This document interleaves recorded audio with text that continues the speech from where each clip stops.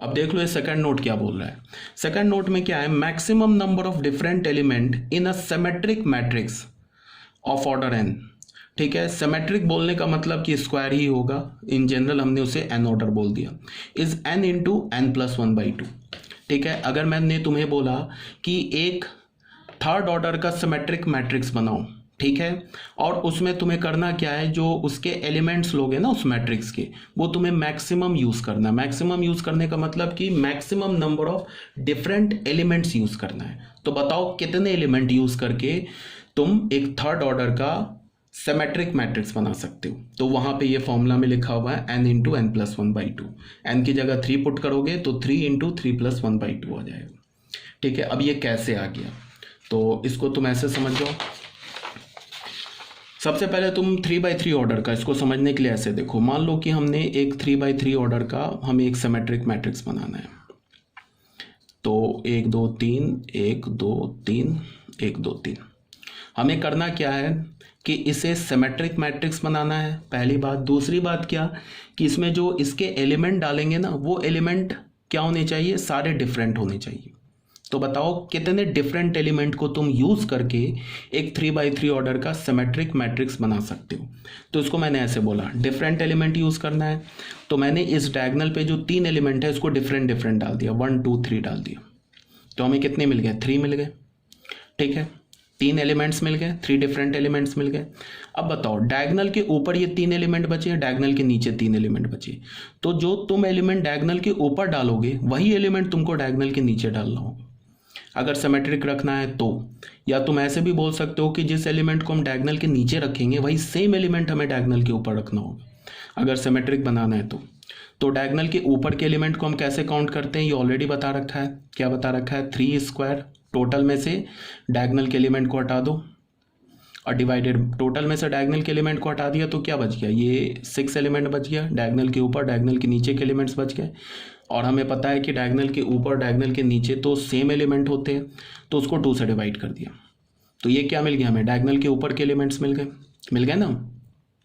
तो बस इतने ही एलिमेंट हम यूज़ कर सकते हैं, मतलब इतने डिफरेंट एलिमेंट हम यूज़ कर सकते हैं अगर मुझे इस ए मैट्रिक्स को एक सिमेट्रिक मैट्रिक्स बनाना है। तो इसको अगर मैं कैलकुलेट करूं तो इसको मैं कैसे करूंगा, 2 इंटू 3 प्लस 3 स्क्वायर माइनस 3/2, इसको मैं क्या बोलूँगा, 3 स्क्वायर प्लस 6 माइनस 3 इज 3, तो 3/2। इससे मैं अगर 3 कॉमन ले लूँ तो क्या मिलेगा, 3 प्लस 1/2। ठीक है, तो अगर मुझे 3x3 ऑर्डर का एक सिमेट्रिक मैट्रिक्स बनाना है तो उसमें मैं मैक्सिमम कितने डिफरेंट एंट्रीज ले सकता हूँ, वो 3 इंटू 3 प्लस 1/2 हो गया। इसी को तुम एक्सटेंड कर दो n ऑर्डर के मैट्रिक्स के लिए। तो अगर मैं तुम्हें बोलूँ n ऑर्डर का अगर हमें एक सिमेट्रिक मैट्रिक्स बनाना है तो उसमें हम मैक्सिमम कितने डिफरेंट एंट्रीज ले सकते हैं, तो वो किसके इक्वल होगा, n into n plus 1/2। Clear होनी चाहिए ये भी बात। तो ये हमारा क्या बोल रहा है, नोट नंबर 2। यहाँ तक तो कोई प्रॉब्लम नहीं होनी चाहिए, अगर कोई प्रॉब्लम होगा तो आप मुझसे क्या कर सकते हो, पूछ सकते हो। ठीक है, अब आ जाओ स्क्यू सिमेट्रिक मैट्रिक्स पे। ठीक है, स्क्यू सिमेट्रिक मैट्रिक्स में क्या बोल रहा है, A square matrix A is equal to A I J is a skew symmetric matrix if A I J is equal to minus of A J I for all I J. यहाँ पे क्या बोला कि अगर मैंने किसी square matrix को skew symmetric matrix बोला तो उसके ith रो jth कॉलम का एलिमेंट और jth रो ith कॉलम का एलिमेंट वो एक दूसरे का निगेटिव होना चाहिए। मतलब क्या है कि कंजुगेट एलिमेंट एक दूसरे के निगेटिव होने चाहिए। अगर ith रो jth कॉलम पे अगर हमें 2 मिला तो jth रो ith कॉलम पे हमें -2 मिलना चाहिए। अगर हमें सेकंड रो थर्ड कॉलम पे अगर एलिमेंट 4 मिला तो थर्ड रो सेकंड कॉलम पे हमें -4 मिलना चाहिए। अगर ऐसा है, अगर ए मैट्रिक्स के सारे कंजुगेट एलिमेंट्स खुद आपस में एक दूसरे के निगेटिव हैं तो क्या होना चाहिए, तब जाके उस मैट्रिक्स को हम क्या बोलेंगे, स्क्यू सिमेट्रिक मैट्रिक्स। पहली बात। अब तुम इसी बात को यहाँ पे क्या लिखा हुआ है, A I J is equal to minus A J I for all I J, ठीक है, ये तो इसका डेफिनेशन हो गया स्क्यू का। अब ये ए आई जे क्या है, ये तो ए मैट्रिक्स के ith रो jth कॉलम का एलिमेंट है। अब ये माइनस को मैंने ऐसे बाहर रहने दिया।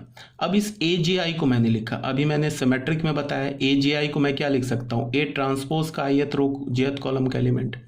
ठीक है, तो यहां से हमें क्या मिला, ए मैट्रिक्स के ith रो jth कॉलम का एलिमेंट और ए ट्रांसपोज के ith रो jth कॉलम का एलिमेंट विथ माइनस साइन, ये आपस में इक्वल होना चाहिए। तो यहां से हमें क्या पता चला कि अगर कोई मैट्रिक्स ए एक स्क्यू सिमेट्रिक मैट्रिक्स है तो उसके ith रो वो मैट्रिक्स ए मैट्रिक्स और उसका ट्रांसपोज वो एक दूसरे का निगेटिव होना चाहिए, मतलब A is equal to minus of A transpose. अगर ऐसा है तो उस मैट्रिक्स को हम क्या बोलेंगे, एक स्क्यू सिमेट्रिक मैट्रिक्स। क्लियर है ना ये बात?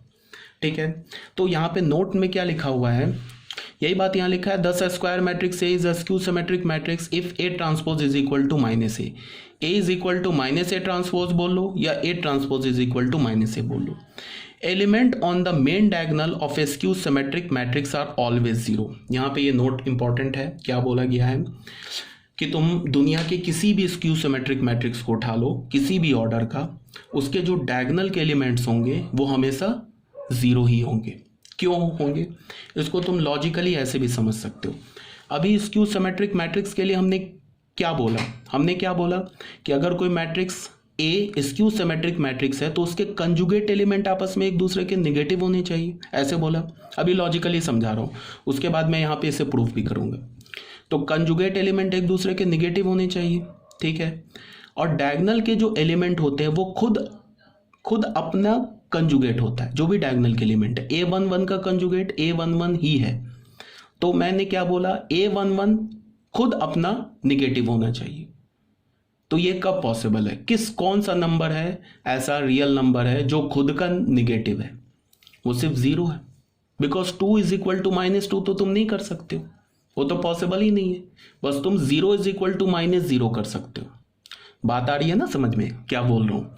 जैसे मैंने बोला कि सेकंड रो सेकंड कॉलम का एलिमेंट खुद का कंजुगेट है, खुद का कंजुगेट तो है ही। मैंने बोला कि सेकंड रो सेकंड कॉलम का एलिमेंट खुद का कंजुगेट तो है ही और वो निगेटिव भी है। तो ये क्या हो जाएगी, तभी पॉसिबल होगा जब सेकंड रो सेकंड कॉलम का एलिमेंट जीरो हो, तभी तो हम बोल सकते हैं कि 0 इज इक्वल टू -0। ठीक है, ये तो ऐसे लॉजिकली बता रहा हूँ। मतलब क्या कि डायगोनल के एलिमेंट क्या होने चाहिए, 0 होने चाहिए। अगर कोई भी स्क्यू सिमेट्रिक मैट्रिक्स है तो किसी भी ऑर्डर का हो, हमेशा उसके जो डायगोनल के एलिमेंट्स होंगे वो हमेशा 0 के इक्वल ही होंगे।